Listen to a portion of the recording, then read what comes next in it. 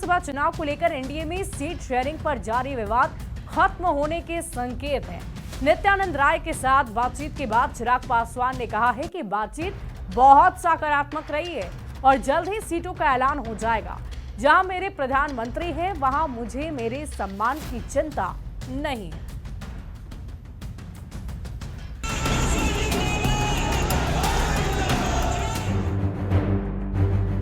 जहाँ पे मेरे प्रधानमंत्री हैं वहाँ पे कम से कम मुझे अपने सम्मान की चिंता करने की जरूरत नहीं।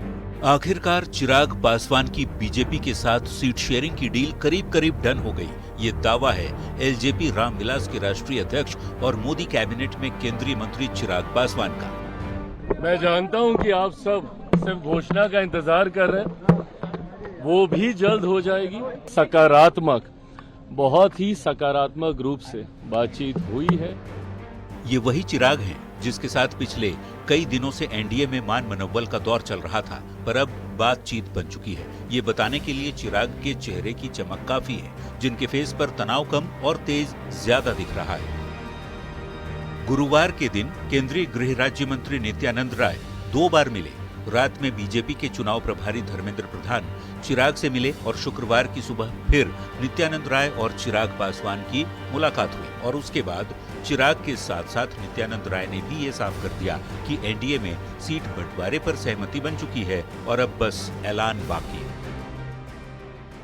चिराग पासवान जी ने आपको बहुत स्पष्ट शब्दों में कहा है और बिहार में एनडीए की सरकार बनाने की उनकी मन की जो योजना है उस पर बहुत विस्तृत से आपको बताया। 2020 में चिराग पासवान एनडीए से अलग होकर चुनाव लड़े थे, जिसका रिजल्ट ये हुआ कि एनडीए को तो नुकसान हुआ ही, चिराग की पार्टी एक सीट पर सिमट कर रह गई। 2025 में एनडीए का कोई भी घटक दल 2020 वाली गलती शायद ही दोहराना चाहेगा। पटना संवाददाता शैलेंद्र कुमार और दिल्ली रिपोर्टर अमितेश सिंह के साथ ब्यूरो रिपोर्ट, न्यूज़ 18। और आइए अब समझते हैं कि चिराग के साथ बीजेपी की बात बनने से आखिर क्या होगा। तो आपको बता दें कि एनडीए के 5 दल मिलकर चुनाव लड़ेंगे और इससे वोटों का बिखराव ठहरेगा, होगा नहीं, और इससे एनडीए को चुनाव में फायदा मिल सकता है। अब सवाल यही है कि चिराग से बात नहीं बनती तो क्या होता, ये भी आपको बताते हैं। तो आपको बता दें कि एनडीए की एकजुटता पर बहुत गहरा असर पड़ता। अलग अलग लड़ने से वोटों का बिखराव हो जाता, जैसा कि साल 2020 में हुआ था। अगर आपको याद हो, चिराग की एनडीए से बात नहीं बनी।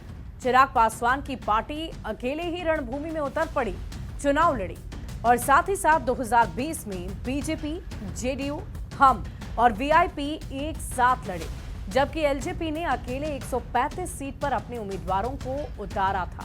चिराग के अकेले लड़ने से एनडीए का वोट बढ़ गया और एनडीए को 30 सीटों का नुकसान हुआ।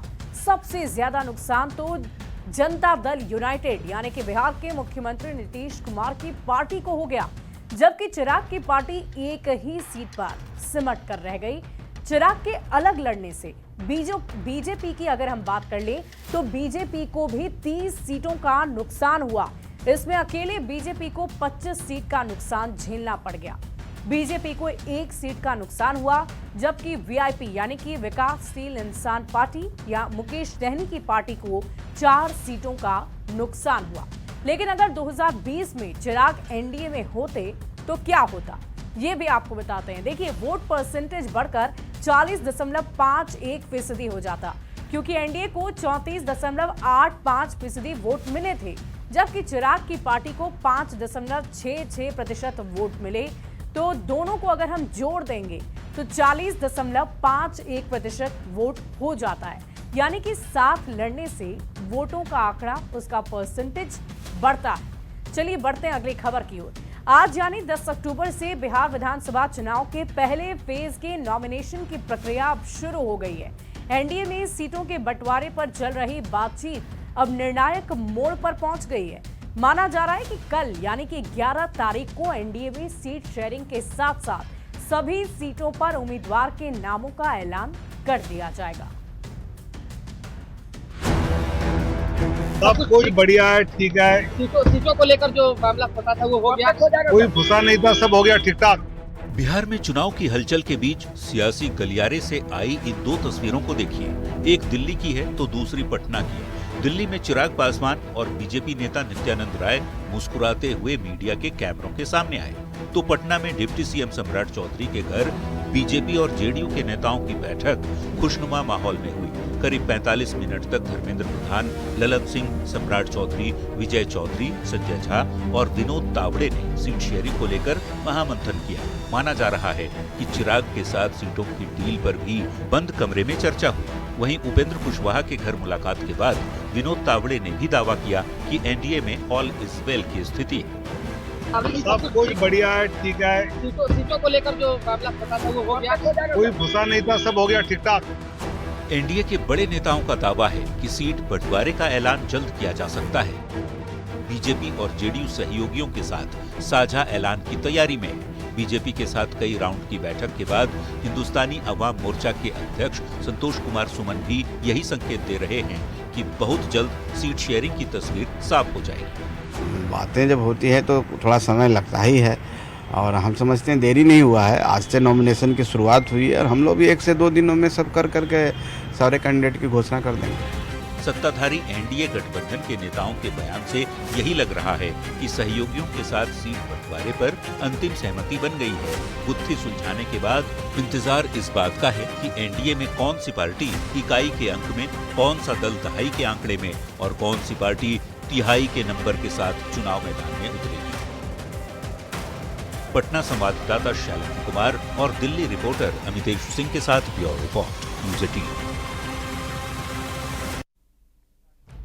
और आइए अब चुनाव की इस चाल को समझते हैं कि एनडीए में ऑल इज वेल से आखिर क्या होगा। तो देखिए, इसको समझने के लिए आज की तारीख में एनडीए को समझना जरूरी है कि फिलहाल एनडीए क्या है और एनडीए में कितनी मजबूती है। देखिए, फिलहाल एनडीए में 5 दल है। बीजेपी नीतीश कुमार की पार्टी, जेडीयू चिराग पासवान की पार्टी एलजेपीआरवी, जीतन राम मांझी की पार्टी हिंदुस्तानी आवाम मोर्चा और उपेंद्र कुशवाहा की पार्टी आरएलएम है। और अब देखिए, चुनाव की चाल आपको समझा देते हैं। 5 दल मिलकर चुनाव लड़ेंगे और एनडीए के वोटों का बिखराव रुक जाएगा। साथ लड़ने से एनडीए काफी मजबूत होगा, जीत की संभावनाएं बढ़ जाएगी। विपक्ष के लिए परेशानी बढ़ाने वाली बात जरूर होगी।